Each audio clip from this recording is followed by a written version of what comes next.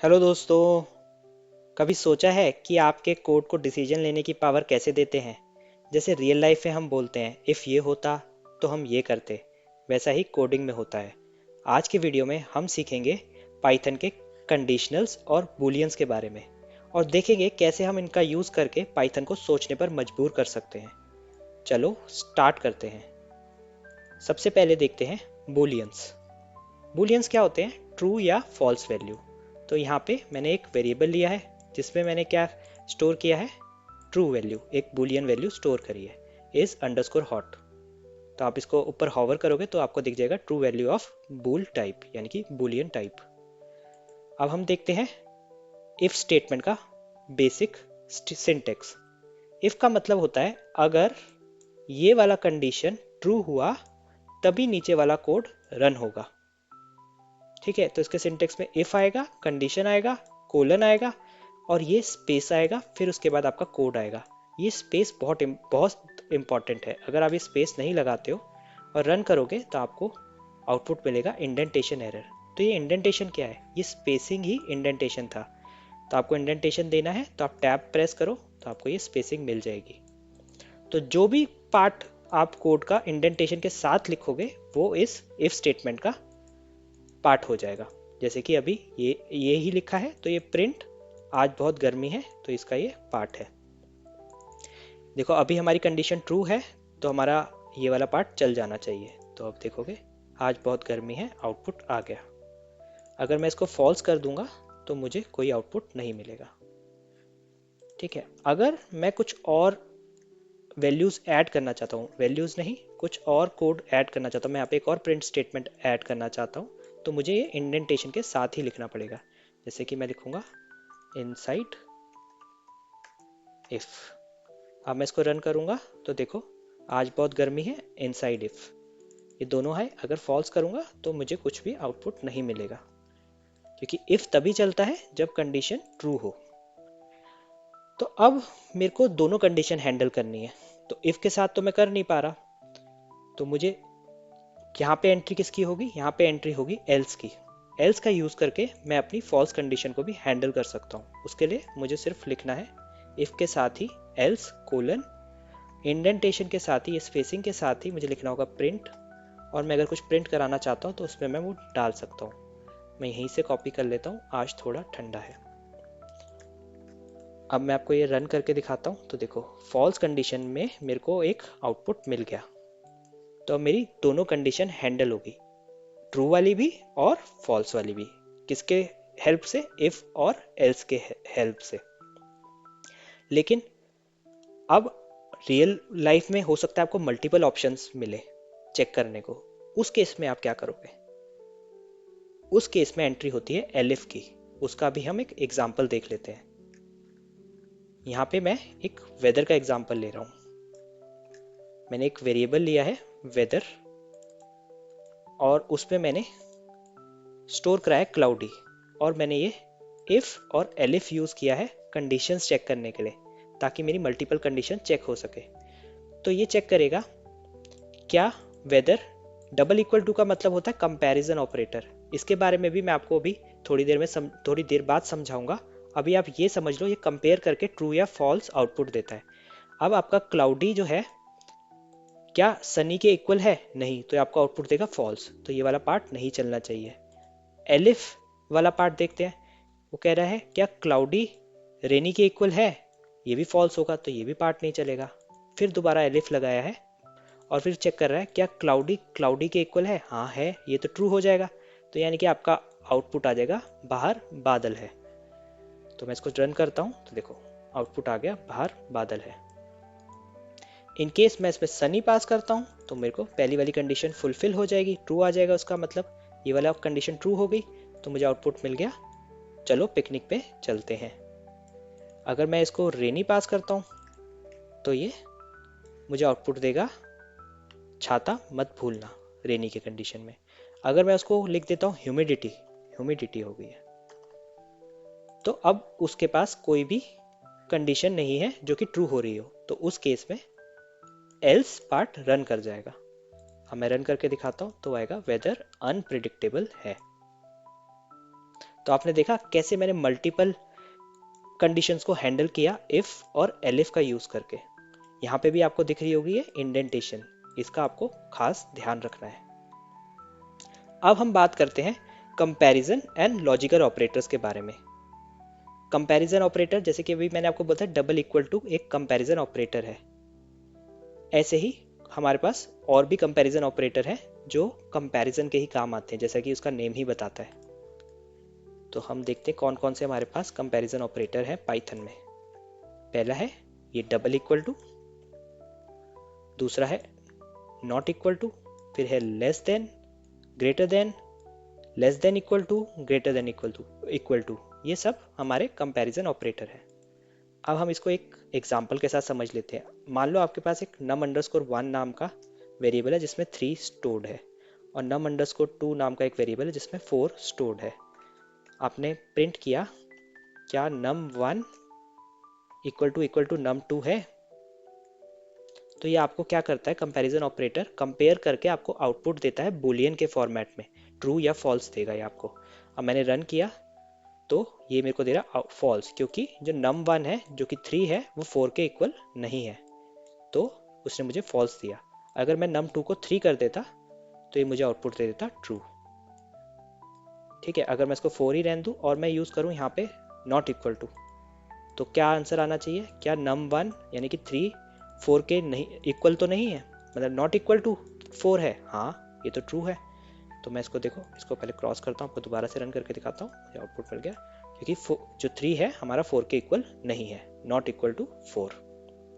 ऐसे ही अगर मैं कहता हूँ 3 लेस देन 4 है, num1 लेस देन 4 है, हाँ 3 तो लेस 4 के लेस है, तो अब ये मुझे ट्रू ही आउटपुट देगा। ठीक है, तो ऐसे ही इसको आप यूज़ कर सकते हो, जैसे कि आप इफ कंडीशन में यही यूज़ कर सकते हो कि अगर num1 is less then num2 तो वो मुझे क्या प्रिंट करे, num1 इज, जब प्रिंट करे number 1 is less than number 2। इसको मैं सही से लिख देता हूँ एक बार, number 1 is less than number 2। अब मैंने रन किया, ओह सॉरी, num अंडरस्कोर 1 होगा। अब रन करता हूँ, number 1 is less than number 2 output आ गया। ठीक है, ये हमने समझ लिया कंपैरिजन ऑपरेटर के बारे में। अब हम समझते हैं लॉजिकल ऑपरेटर के बारे में। लॉजिकल ऑपरेटर होते हैं एंड, और नॉट, ये 3 हमारे लॉजिकल ऑपरेटर होते हैं, एंड, और नॉट। एंड क्या करता है, एंड हमारे को आउटपुट ट्रू जब देता है जब मेरी दोनों कंडीशन ट्रू हो, और जब देता है दोनों में से कोई भी एक कंडीशन ट्रू हो, और नॉट जब देता है, नॉट का मतलब होता है ऑपोजिट। तो इसको भी हम देख लेते हैं एक बार फटाफट से। मेरे पास एक, मान लो एक बुलियन 1 है, अंडरस्कोर 1 है, उस पर मैंने ट्रू लिखा है, और बुलियन 2 है जिसमें मैंने फॉल्स लिखा है। तो हम अब समझते हैं पहले एंड ऑपरेटर को।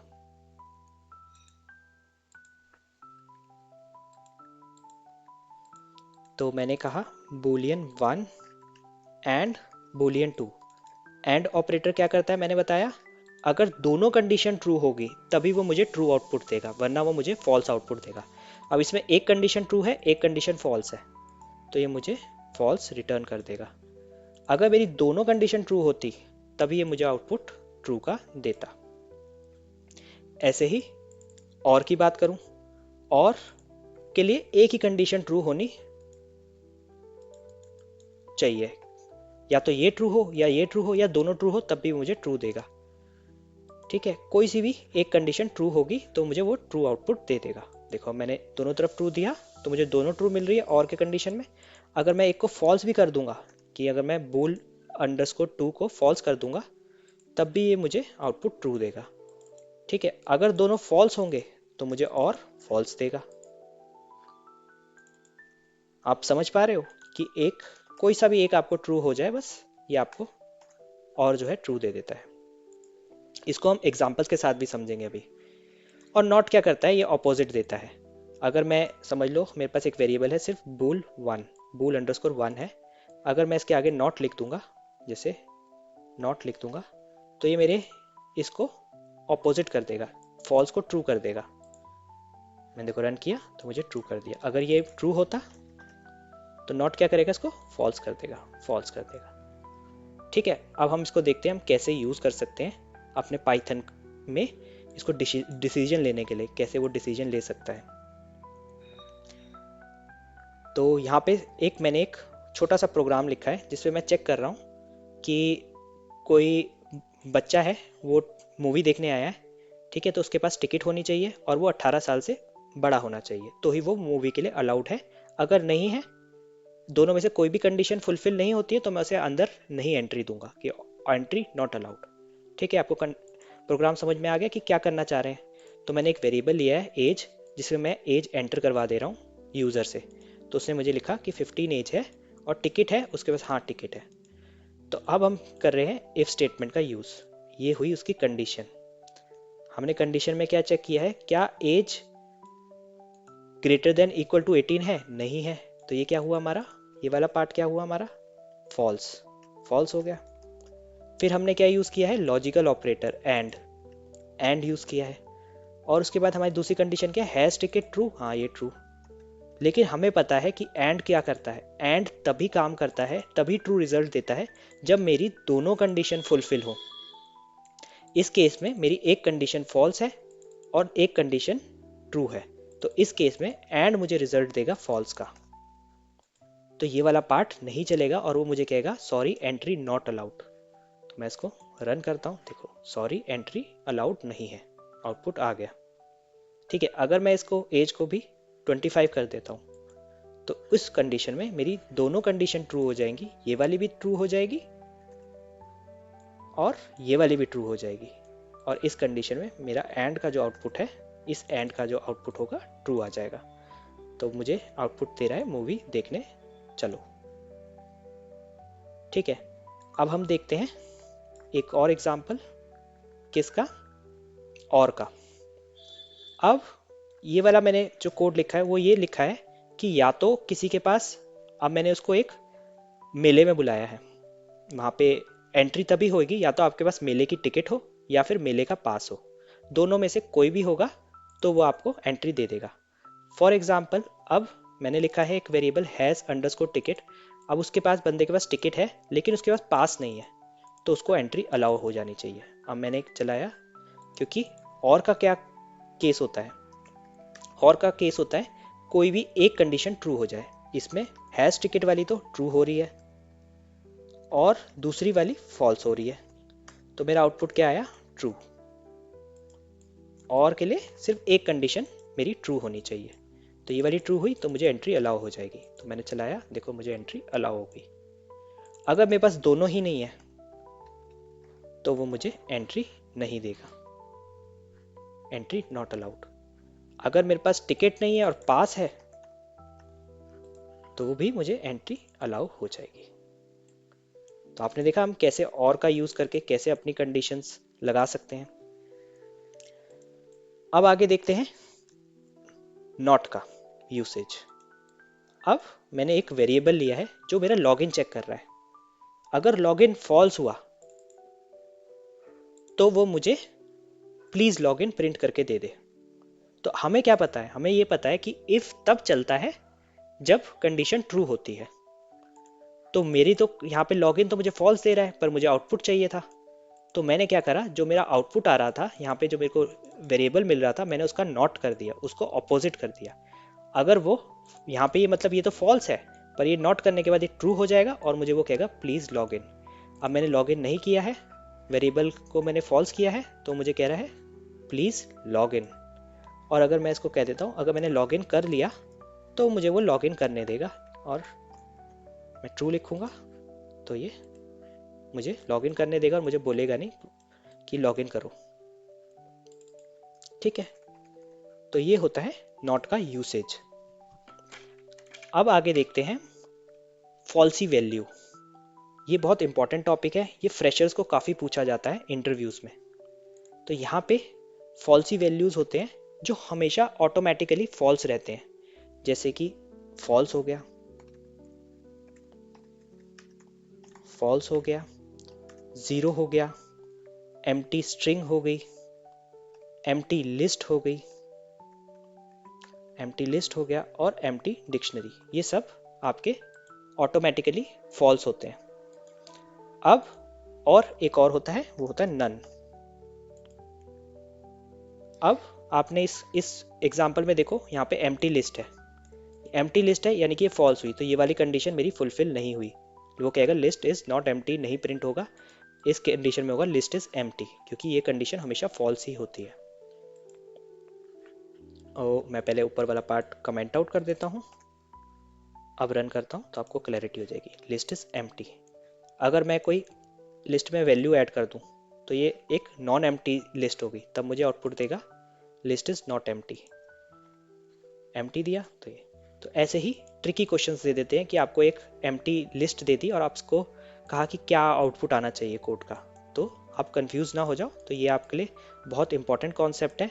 False, zero, empty string, empty list, empty dictionary और नन कहीं भी आपको दिख जाए तो समझ जाओ ये फॉल्सी वैल्यूज़ है।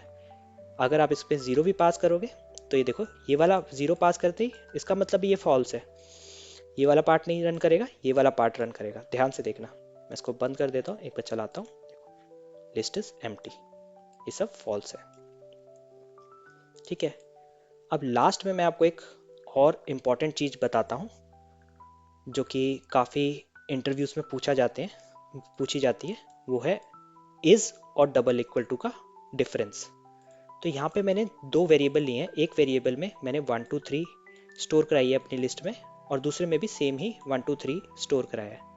अगर मैं कंपैरिजन ऑपरेटर यूज़ करता हूँ, ये डबल इक्वल टू वाला, तो मुझे आउटपुट क्या मिलना चाहिए? ये दोनों इक्वल है, 1 2 3 1 2 3, दोनों में वैल्यू सेम है। मैं रन किया तो ये मुझे ट्रू दे रहा है आउटपुट। अगर मैं इज यूज़ करता हूँ, ए इज बी, तो मुझे आउटपुट क्या मिलना चाहिए? मेरे को आउटपुट मिलता है फॉल्स। क्यों? क्योंकि ये इज क्या करता है, इज चेक करता है मेमोरी लोकेशन को। ये चेक करता है क्या ए वेरिएबल की जो मेमोरी लोकेशन है वो बी वेरिएबल के मेमोरी लोकेशन के इक्वल है। वो नहीं है। वो हम पाइथन में चेक भी कर सकते हैं। एक आईडी फंक्शन होता है, आईडी फंक्शन, उसका आउटपुट हम प्रिंट करा सकते हैं। हमने यहाँ पे आईडी में अपना वेरिएबल पास कर दिया, ए पास किया, एक बार मैंने बी पास किया, तो ये मुझे दोनों के मेमोरी एड्रेस दे देगा। मैं प्रिंट कराता हूँ, इसको रन करता हूँ तो देखो दोनों के मेमोरी एड्रेस डिफरेंट है, तो इसलिए मुझे ये फॉल्स कर दे रहा है।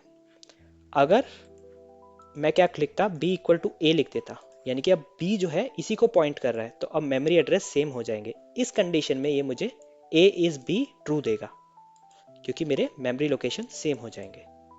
तो ये भी बहुत एक इम्पॉर्टेंट टॉपिक है कि कहाँ कि इज का यूसेज क्या है और डबल इक्वल टू का यूसेज क्या है। तो दोस्तों, आज हमने सीखा पाइथन के कंडीशनल्स और बूलियंस के बारे में, इफ, एलिफ और एल्स के बारे में, कंपैरिजन ऑपरेटर, लॉजिकल ऑपरेटर्स के बारे में, फॉल्सी वैल्यूज के बारे में, और लास्ट में डबल इक्वल टू और इज का भी डिफरेंस देखा। अगर आप लोगों को ये वीडियो पसंद आई हो तो लाइक करो, शेयर करो और सब्सक्राइब करो। Thank you so much.